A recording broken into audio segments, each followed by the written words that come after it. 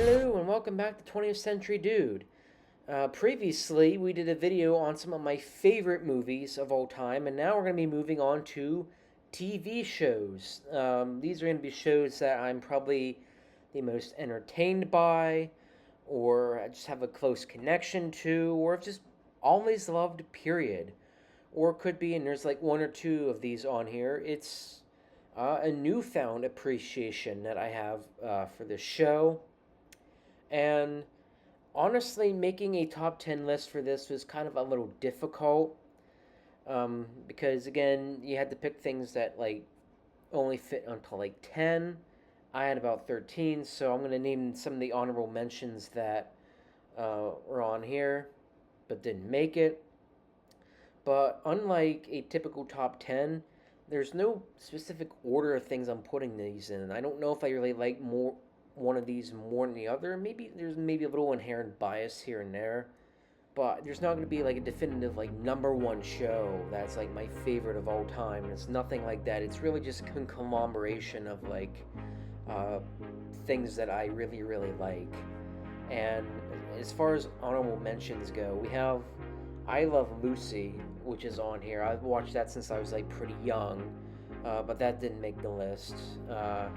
Seinfeld, surprisingly, is another one that didn't make the list, but it is pretty much great legacy television, right? One of the best things that ever come out in the 90s for sure. And then there's The Price is Right of all things. I remember, of course, some of you grew up more with Bob Barker. I grew up with Drew Carey. He was the one that was always on TV for me. Always watched it with my gram. When she would babysit, it was on 11 o'clock each and every day, and she made sure that The Price is Right was on each and every time. So if us kiddos was watching something else, well, that was just too bad, because we had to tune in The Price is Right for the next hour, which was fine, right? Like we had our own ways of watching it. Grandma couldn't stand when people were like running down the aisle when they were called, screaming and crying, and she couldn't stand that. Always drove her nuts. And what also drove her nuts is like when the contestants had to like look behind them to like get approval for the audience for like a price or something. Drove her nuts. But then at the very end of The Price is Right, her son would call her from his house, and basically they'd go over like what they thought the end results were and their opinions. But unfortunately, he passed away about 2 months ago, so I don't know how often she's really going to be watching Price is Right anymore, because she used to expect that phone call from him all the time. But now that he's not here, I don't know. But otherwise, those are shows that didn't quite make it on the list, but almost did. And I guess first up, as far as favorite shows are concerned, we have the Band of Brothers miniseries from HBO, if any of you remember that. Again, this is technically more of a mini-series, but it's still top-notch television no matter what. And this is sort of a newfound appreciation for me, because Dad introduced this to me about, I think, maybe a year or two ago, probably. Because he had like a little tin DVD set with all the episodes in it, and we, as a family, never got around to it until like about a year or two ago. And well, say that we were impressed would be an understatement, because it's really, really spectacular, totally well done. So it makes sense that, of course, Band of Brothers has to be put on this list, right? It really gets down to the gritty aesthetic and just the overall harsh reality of war, right? Like a film like The Longest Day or something from like the 50s or something, right? I don't feel like something like that. It's going to glorify, because, you know, the patriotism and all that, right? Especially if you have John Wayne in your cast, but it's not going to, like, the gruesome reality of it, it's not going to be present in something back then. As of war movies now, yeah, we understand war is rough, right? Movies back in the day, like in the 30s, 40s, and 50s, they would like sanitize the crap out of war, right? We did not understand how harsh the reality of it really was. But I think it's also like you could watch in conjunction with Saving Private Ryan, because in a way it's sort of a nice companion piece. I think some of the filmmakers from Saving Private Ryan are like involved in this too. I think Steven Spielberg, I think, is a producer.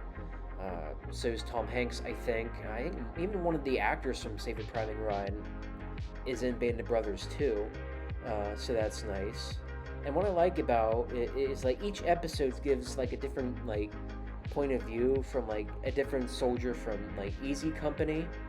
And one of the episodes that like stood out to me like before the making of this video was like the one with like the medic, because any other times like we don't pay as much attention into like the medic character, but I like that we have like an entire episode like devoted to him, which I feel like was pretty nice. Yeah, to say that this series also had a very satisfying ending. I mean, obviously it had to end because, you know, World War II ended, but yeah, very satisfying ending as well. And up next we have the original Knight Rider, some classic weekly adventures of a man and his talking car. And yes, I can understand Knight Rider by today's standards is going to be a bit cheesy, but classic cheese can be good, right? It can be still entertaining nonetheless. And there are many episodes where missions for Michael Knight and Kit were just usually a one and done, right? There wasn't some overarching like streaming serialized 10-hour movie thing or something that Netflix does now, right? They were usually 1 week you had an adventure and the next week it was completely something different. And yeah, like who doesn't want like the Kit car, right? It's such an awesome car. Who wouldn't want Kit, right? It's probably the only talking car at this point I want, like, you know, driving me around and whatnot. I don't trust any of these futuristic cars they're planning for now. I don't know. I don't fully trust it yet. Unless it's Kit, then it's okay, right? But it can show us how technology can help us. It's this very Star Trek theme, like how technology can like help humanity, right? But we can even see in the episode with Kit's evil car brother, also called Carr, that's Karr. We can also see how it's hindered us, right? Because Carr is used for bad and Kit is used for good. So, yeah, there's just some classic David Hasselhoff there. Remember every time I came home from the swim team in about, I think, first or second grade, and even a little bit of third, yeah, it was always on MeTV, and by the time I got around to it, Incredible Hulk was wrapping up, and then Knight Rider was soon after. It had like an episode or two on TV, and then the A-Team came after that, but I never really stuck around for the A-Team that much. But now I'm thinking of it, I probably should have stuck around for A-Team, because I've never seen the A-Team. Surprisingly enough, I've never seen it. And speaking of other 80s shows as well, we have the Dukes of Hazzard. And no, the show is not racist or prejudiced in any way, shape, or form. It is simply good family values in a small town where good values are not represented by the leadership. So the Duke boys always have to step up their game and learn to do things for other people, have to defend their family and their rights, right? Because Boss Hogg, he's just a stubborn, corrupt little dude, right?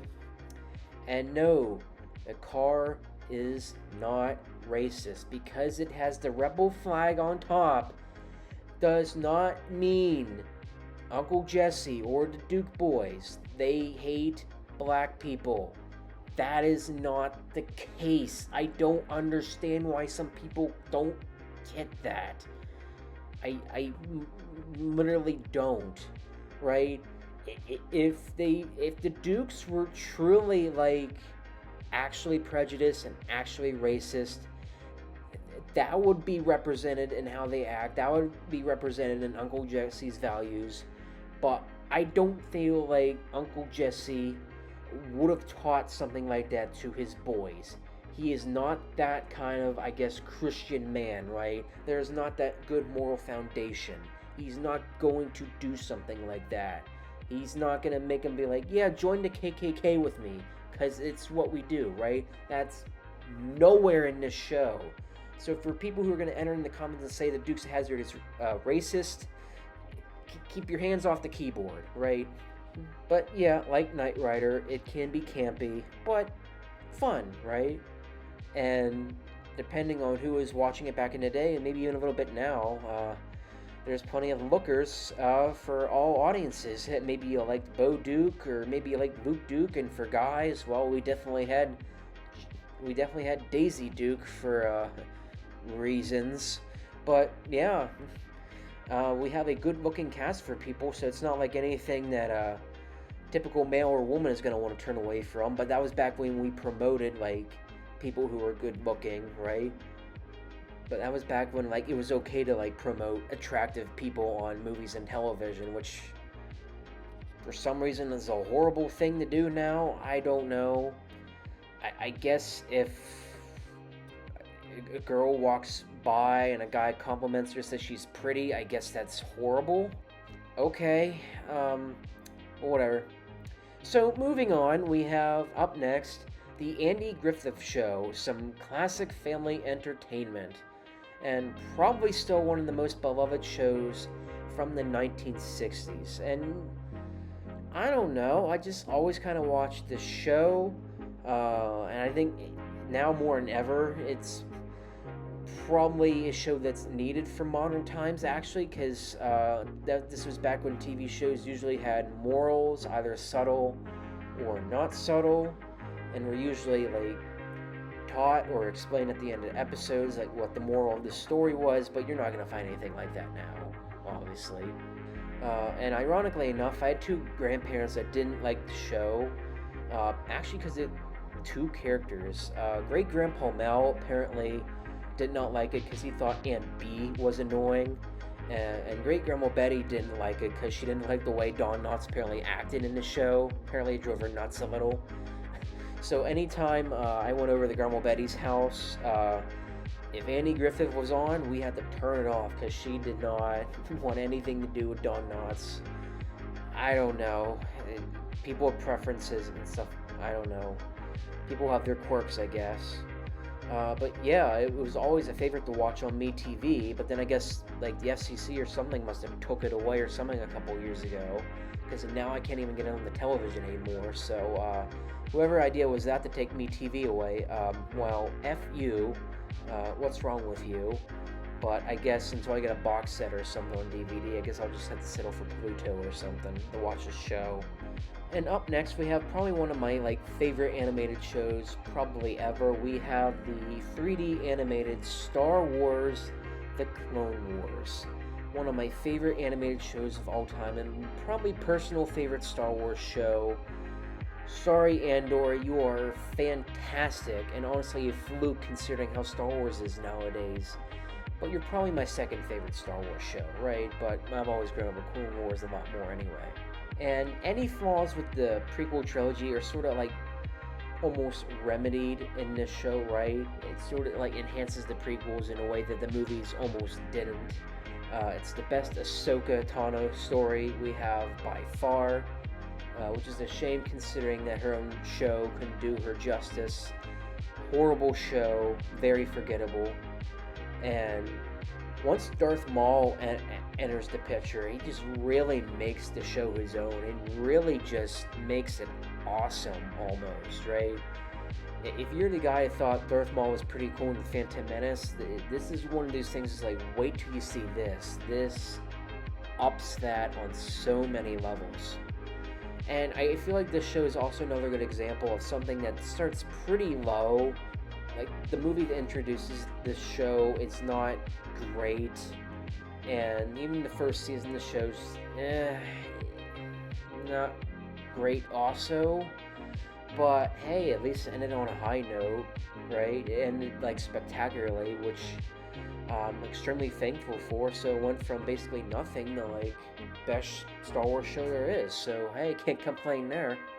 And up next we have Star Trek: The Next Generation, which is probably the best sci-fi television can be, but it's also the best Star Trek's ever been for television, in my opinion, right?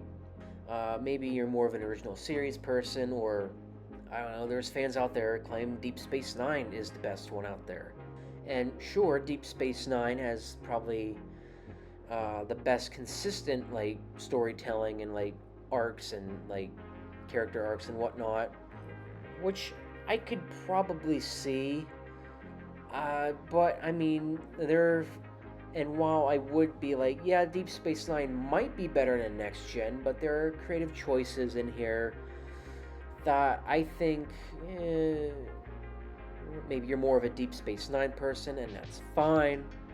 But I think for me, even the best of both worlds, part two episode, that's one of the like greatest cliffhangers of all time for TV, and probably one of my like personal favorite TV episodes like ever.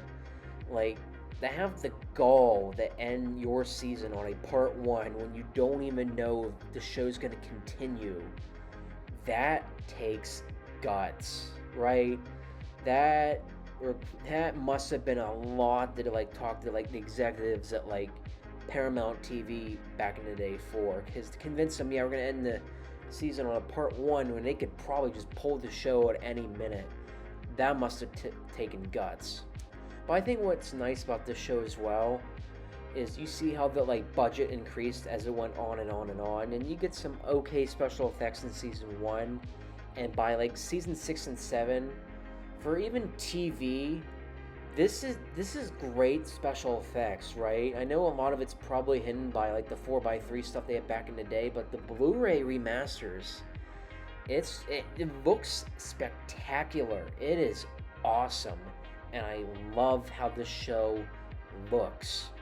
And what's nice is we sort of set up the, I guess, next gen verse, if we want to call it. Obviously, we know Deep Space Nine started in the middle of season 6 of the show. Voyager followed a year after the show was finished, and then we of course got next gen movies going on at the same time. A lot for people to take in, but if you were really into this world that next gen created, this was spectacular, and it set the stage for like where things were going later anyway, which is pretty nice. So up next we have The Office, and I'm talking about the US one, not the UK one. The UK one's fine, and I know there's like other knockoffs and stuff from around the world, but I think everyone's probably mostly familiar with the US one, which is a good use of the mockumentary format, right? We got some great character dynamics, and Steve Carell really just made the show for himself with the Michael Scott character.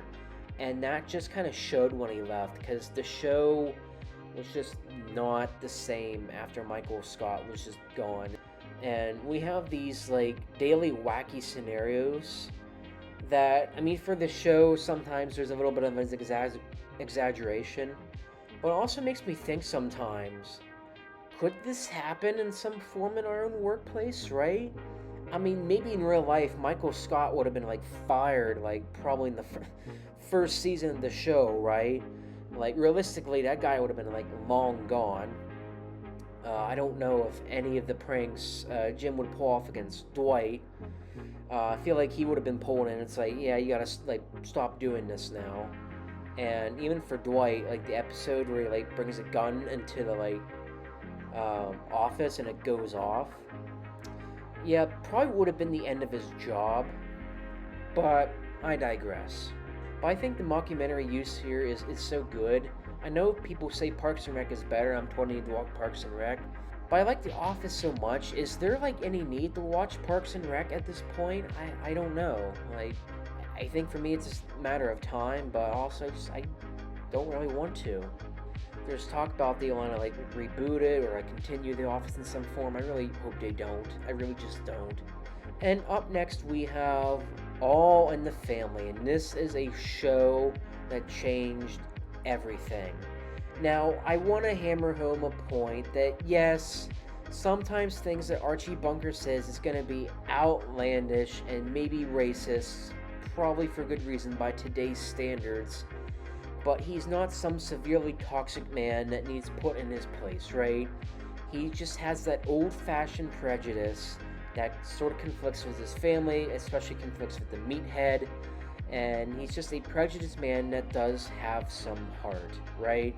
He's not some cruel bigot that's out for himself, that doesn't care about anybody. Like, on the outside we see this like really tough man, but on the inside there's sort of a little teddy bear there. We know he has a soft spot, and we do see him become a little softer by when the show ends. And we have just a dynamic between the politically left and right that I just don't think is going to be replicated now anymore, especially now in this big culture war, or whatever's going on. I mean, Last Man Standing does it in some form, right? The dynamic between like Tim Allen and I guess if you want to call Ryan a meathead, maybe. Like the dynamic is similar, but it's not completely there, and honestly, I don't feel like it does it as well anyway. But this was a show back in the day, Norman Lear, like he wanted everybody to watch it. He didn't want it to veer too far to the left or too far to the right, right? He wanted everybody to watch it, which is good. This is back when we made entertainment for everybody. Not just 50% of the audience, not just the 1% modern audience that companies seem to think is their biggest like consumer, right? This was for everybody. Anybody and everyone could watch this show. And what's nice is it literally was All in the Family, because this was a first of a family of spin-off shows almost pioneered by Norman Lear, right? We got Maude that came later, and Good Times. I still yet to see Good Times. We have Jeffersons that spun off of it, that I've seen the whole thing of as well. And from Jeffersons, we had a spin-off called Checking In. Only lasted a couple of episodes, but they're floating around the internet somewhere. It's whatever. Gloria got her own spin-off. Archie Bunker got his with Archie Bunker's Place. And we got a show later on in the 90s, but it only lasted like 6 episodes because it just kind of ended, right? So, all in all this stuff, it just literally became All in the Family, almost.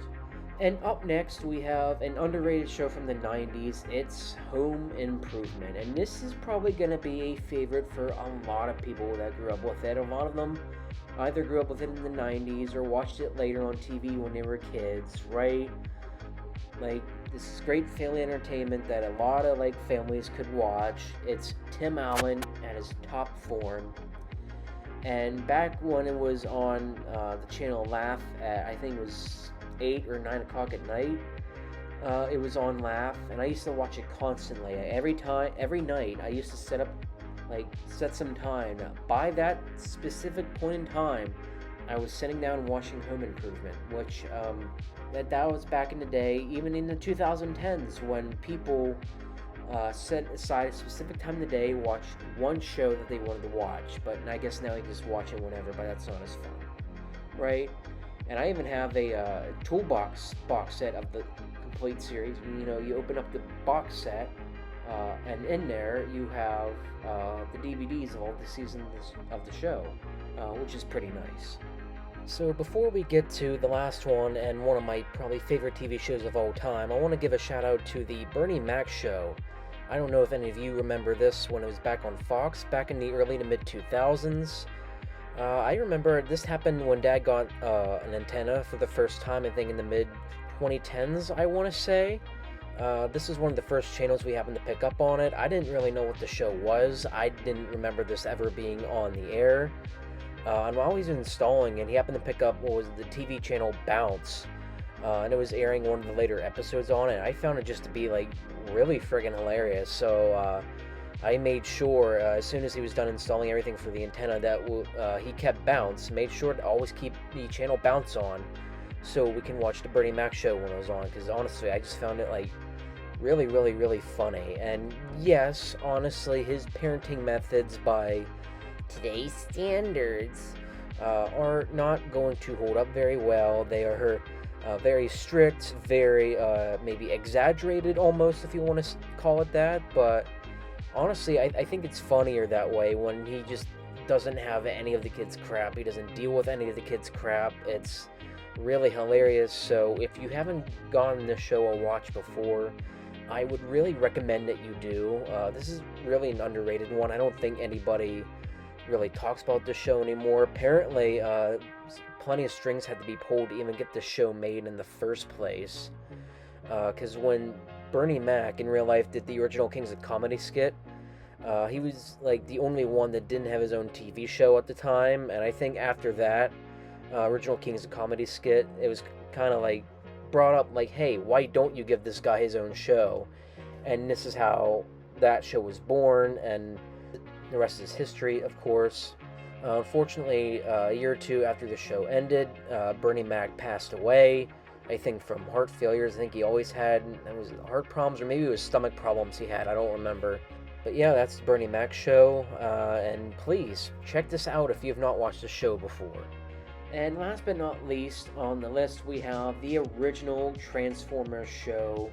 I don't know if it's called The Transformers or Transformers More Meets the Eye, probably some title changes, I have no idea. We have a 1980s television classic here. And this is one I have extreme fond memories of with this show, right? I was in a Transformers phase for a good while before I got into Star Wars, before I got into anything else. For a good while, Transformers was the thing. It was the thing I used to watch constantly, and it was this show that sort of started all that.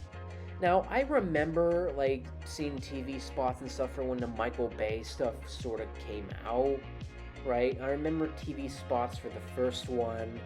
I remember, I think there were like posters for Revenge of the Fallen, right? I remember when I was like happening. So when Dad got like a DVD, this is when Netflix did the DVD at home service. I had the first several episodes on it. I remember watching it. It's like, oh, I thought, isn't this live action? Right? I didn't realize there's a whole other thing from the 1980s. And once I saw it was like copyright 1984 at the end of the first episode, it was like, oh, this is Dad's stuff. Nice. Now I get to see what he grew up with, right? 6, 7 at the time, probably. And I think for many people that know, yes, this thing it runs rampant with animation errors and other goofs that stand out. Sometimes Optimus Prime has the wrong colors, Megatron might have the wrong voice, Starscream, there might be 2 Starscreams, just stuff like that stands out. But I think, looking back, that's almost sort of that like hilarious part about it, right? Like the mistakes, because they have to like crank these out as soon as possible for Saturday mornings or weekday afternoons or whatever. So it shows a little bit, but I think it's sort of funny that way. And I think kids sort of miss out on the Saturday morning format nowadays, right? They don't really have anything like that anymore. I think they're missing out a lot, so it's too bad streaming is literally taking over how we watch TV, because I would hope maybe someday there'll be a comeback. Maybe we'll get up at 6 a.m. every day for a sugary box of cereal and watch like 5 hours worth of cartoons, right? Or maybe kids will just wake up at like 9:30 and put Bluey on their tablet, but that's kind of boring. But otherwise, that's all I have for right now, and those are my favorite TV shows probably of all time. So let me know in the comments below what you think of this list, and if there's anything I should have put on here instead, assuming I've watched it. And otherwise, have a great rest of the day, and see you.